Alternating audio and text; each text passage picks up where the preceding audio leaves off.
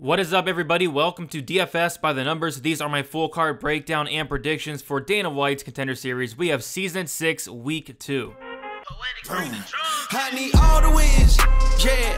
Harder than all that is. You better move, you might get knocked out. Knocked out. You better move, you might get knocked out. Knocked out. You better move, you might get knocked out. Knocked out. And we're back breaking down another Dana White's card. This week, it is going to be a 5-fight card. Last week, we had a Contender Series card consisting of 4 fights. We did lose one, but yeah, all 5 fights are on the card. I'm looking forward to it. Kind of a tougher card than last week. A lot of fights on these can go either way. I'd say we have a couple big favorites, but yeah, there's like 3 matchups where they are pretty tough to call. So going to be breaking these down. And yeah, before we get started, guys, please leave a like, subscribe to the channel if you have not already, so you don't miss out on all the other content throughout the week. My full card breakdown prediction video for UFC Vegas 59 will be out on Tuesday. But I say we get into this. We have 5 fights to break down. We will start with the very first fight on the card, and we have Billy Goff going against Shannon Smatrisky. And we will start with Billy Goff here. Billy Goff is 24 years old. He is 5'10" with a 72-inch reach, 7-2, 5-0 in his last 5 fights. Notable wins: he did knock out Justin Sumter, who I believe did fight on the Contender Series. Notable losses: Cameron Lakinov, who was on The Ultimate Fighter. Knockout rate of 71%, no submissions on his record, so a finish rate overall of 71% there. A really good finisher there. Some notes I have on Goff here: he is a little bit of a slow starter. It does take a little bit to get going there, and he does get better as the fight goes on. I like that.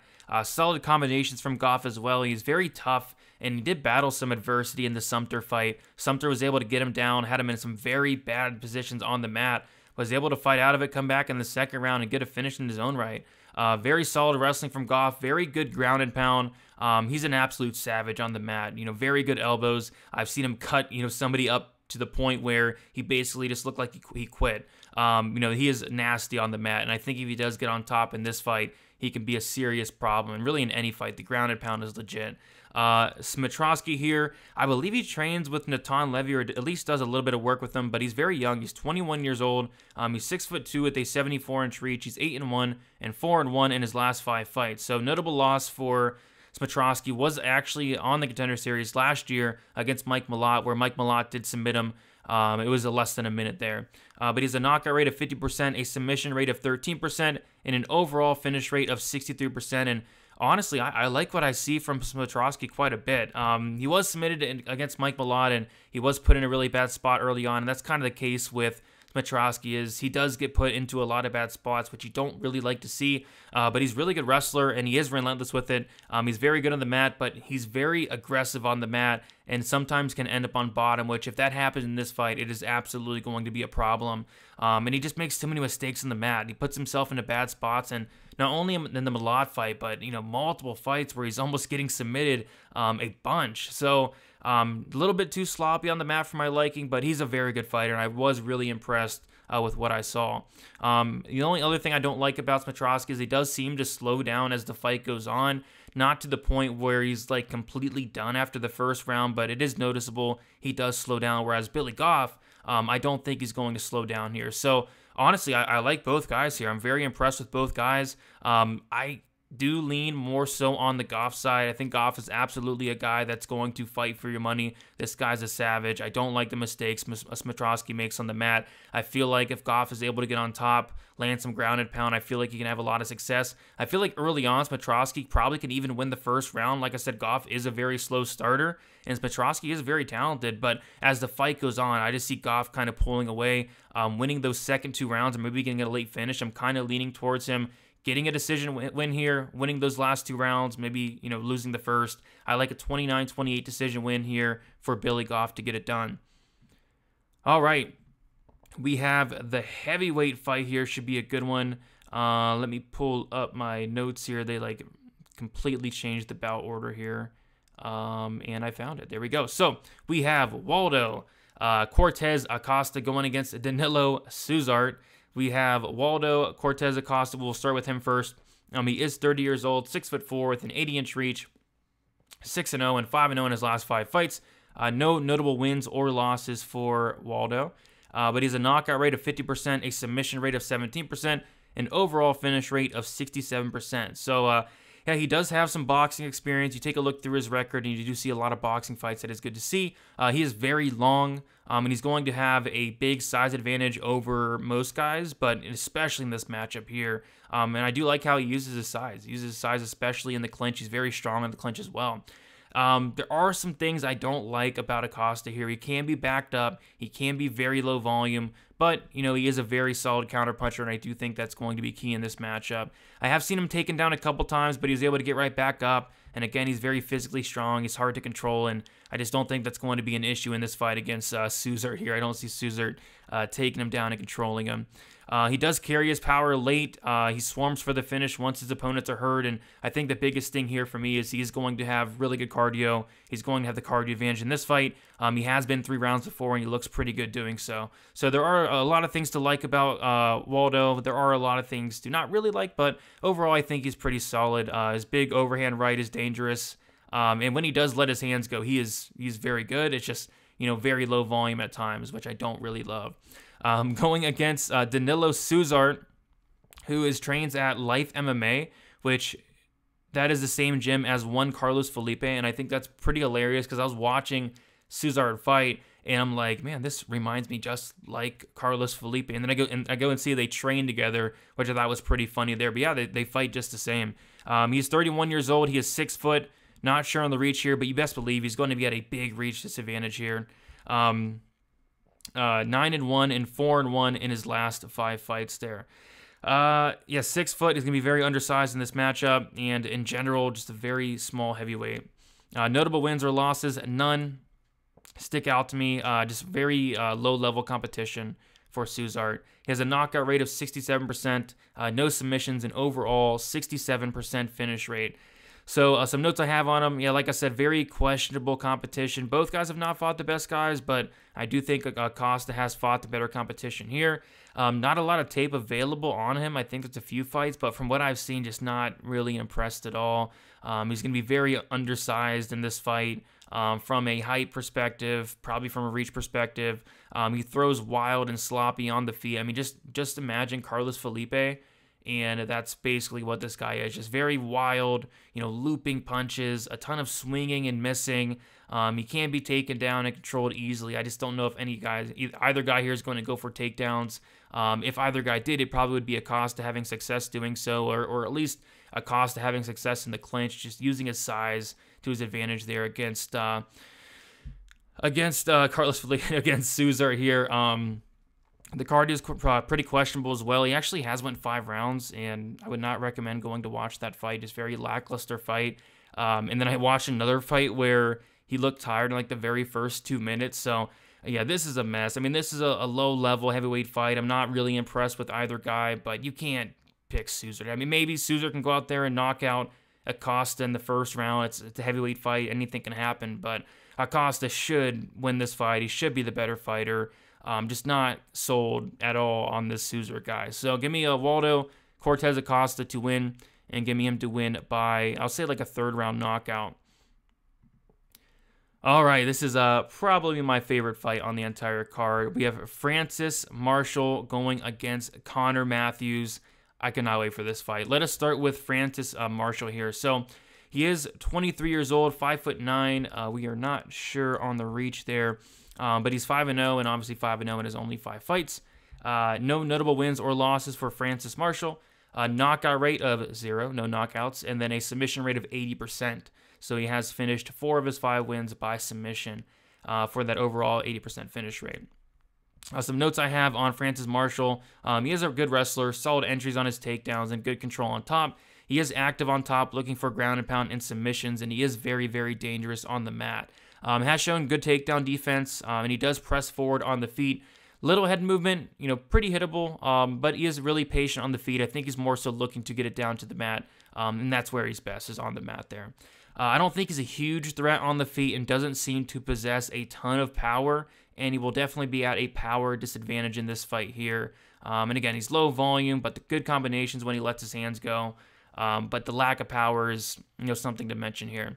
And then on top of that, he does have good cardio. We have seen him go the full 3 rounds, which is good to note, especially in this matchup against Conor Matthews, who we'll talk about now, who is training at Lausanne Mixed martial arts, he is 30 years old, 5'8" with a 71-inch reach. He's 5-0 and obviously 5-0 in his only 5 fights. Notable losses, I did put one, and I put Jay Ellis. It's just notable to me because Jay Ellis is like 15-97. 97 losses, the majority of them like in the first round, and Matthews was able to go out there and finish him, which is nice to see, I suppose. But yeah, Matthews has a 100% finish rate, 1 knockout and 4 submissions.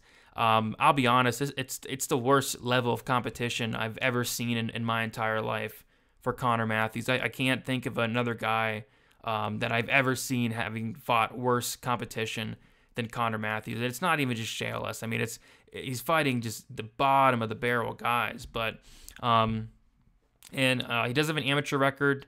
I think it's like 5 or 6, maybe 7 fights. He was knocked out twice as an amateur, which you don't love to see.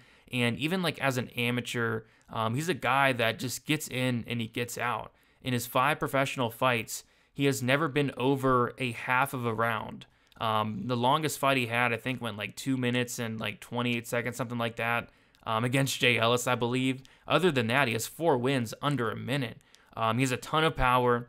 He's dangerous everywhere, and he goes balls to the wall from the jump. He's super reckless, super dangerous, and he's dangerous on the mat as well. He'll club and sub his opponent. If he does get the fight down to the mat, he's instantly looking for submissions. Just a super dangerous guy. These matchups are so hard to predict in Dana White's Contender Series. I mean, we have a guy in Conor Matthews who we've never seen go over a half of a round. How is he going to look if it goes over a half a round, over a round? What happens if we see the second round here? And those are the kind of things, that makes this fight so tough, because I'm not too impressed with Francis Marshall.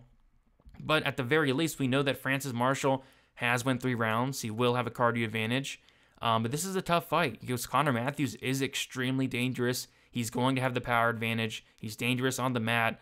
And I think I'm actually going to take Conor Matthews as far as a pick goes. But from a live betting standpoint, you've got to be taking a look at Francis Marshall. If this fight does get out of that first round, potentially live bet Marshall. But Conor Matthews is going to come out there, balls to the wall, looking for the early finish. I think he gets it. I think he does finish Francis Marshall in the very first round, very first couple of minutes. If he does not, oh boy, it could get ugly. I don't know. I mean, maybe it could be okay, but we literally don't know, and that's the trouble with picking a fight like this. But I'll take the shot on Conor Matthews to win. I'll take him to win by very first round. Could be knockout, club and sub. I'll say just first round finish for one Conor Matthews. All right. Looking forward to this fight. This fight should be a pretty good one here. We have Shannon Ross going against Vinces Salvador. We have Shannon Ross, who is 33 years old, 5'6", with a 13-5 record, 4-1 in his last 5 fights. Notable losses: he did lose to Ashkan Mokhtarian, who did fight in the UFC, lost that fight by decision. A knockout rate of 54%, a submission rate of 8%, and an overall finish rate of 62%. Some notes I have here on Ross.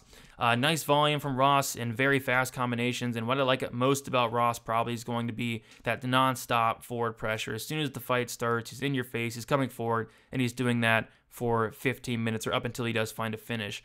Good takedowns from Ross, very strong. Doesn't seem to have the best control on the mat when he does get it there, but does have those takedowns in his back pocket. Does great work against the cage as well. I like how active he is against that cage. Did see him get dropped and submitted, but he does seem like a really tough guy. Very sneaky power and solid finishing ability, especially for a flyweight here. Very, very good on the feet. Overall, very high pace, nonstop, and has the cardio to go 15 if he needs to, which I do like about Shannon Ross. Salvador here. So on Tapology, we don't have the age, we don't have the height, we don't have the reach. He does seem like a long and lengthy guy. If I had to take a guess, I'd say he may even have the height and reach advantage here. But I'm not guessing his age. I have no clue. But I did go through and watch a couple fights, and honestly, I'm just not too impressed. He has a 100% finish rate, 92% by knockout, 8% by submission. No notable wins or losses. Pretty questionable competition. I mean, he literally beat an 0-0 fighter in his last fight. Apparently, he's a black belt in BJJ, sloppy and wild striking, relies a lot on his head movement, and leaves his hands down like 90% of the time. He's way too hittable for my liking. He kind of has that Dusko Todorovic striking defense where he's bobbing and weaving and he has good head movement. It's just he is still getting hit, and he's getting hit a lot. His hands are literally down to his waist, which I don't like that in general, and then I especially don't like that in this matchup against a guy in Ross who's going to be coming forward, throwing very hard combinations. It just seems like a recipe for disaster. So, but I think he's a talented striker. I really do. I think he's a talented striker, but I just really think he's going to struggle with the forward pressure, with the power of Ross. And he has been knocked out in 2 of his 4 losses, and I think he gets knocked out again. I'm going to take Shannon Ross to win. I'm going to take Shannon Ross to win by knockout. Don't know which round. If I take a guess, I'll say maybe 2nd or 3rd round knockout. I think he's going to pressure from the jump. I think he's going to eventually touch the chin of Salvador. I don't think it's going to be too tough to touch the chin because, my goodness, Salvador just does not have striking defense. So I'll take Shannon Ross to win. I'll take Shannon Ross to win by knockout. All right, we'll touch on the main event, and then I'll touch on the odds as well. I don't know why I always forget to do that, but I'll touch on the odds towards the end, and then we'll talk about the odds a little bit. And by the way, I will be going live on the MMA Engine YouTube channel on Monday, 7 o'clock Eastern Time with Lou Betcha. We'll be talking about the card from a betting perspective as well, so make sure you guys check out that. But we have the main event here. We have Charlie Campbell going against Chris Duncan. We will start with Charlie Campbell. So Charlie Campbell trains at Longo and Weidman MMA. He's 27 years old with a 6 foot, 72-inch reach. He's 6-1 and 5-0 in his last 5 fights. No notable wins or losses for Charlie Campbell. Knockout rate of 67%, submission rate of 0%, overall finish rate of 67%. Really fast hands, solid power from Campbell. Really attacks the legs, which I think that's one of his best weapons, those leg kicks, so very hard low kicks. And I've actually seen him finish somebody with those low kicks as well, which I like. Solid movement on the feet, cuts angles very well. Has okay striking defense, not the best, not the worst. Does not defend leg kicks well at all, so that could be a problem going forward, and even a problem in this fight. He will go for takedowns, has some really aggressive ground and pound on the mat. Okay takedown defense overall. Have seen him taken down and controlled for a bit, but I don't think it's going to be a huge problem, especially in this fight. And then, good cardio overall from Charlie Campbell. Good fight IQ, and just very aggressive all around. I like what I see from the guy. Chris Duncan trains an American top team as far as I'm concerned. 29 years old, 5'10", with a 71.5-inch reach. He is 8-1 and 4-1 in his last 5 fights. Notable loss is going to be Slava Borshev. He got knocked out by Slava on the Contender Series, and we'll talk more about that fight in a second here. But yeah, Duncan's very dangerous. 75% finish rate by knockout, 13% finish rate by submission for an overall finish rate of 88%. He has finished all of his wins up until his last fight, where he did win a 3-round decision. I was not able to watch that fight. I was not able to find the footage on that, but nice to see to go out there and win a decision. Some notes I have on Duncan here. Good takedown defense and a good get-up game from what I've seen.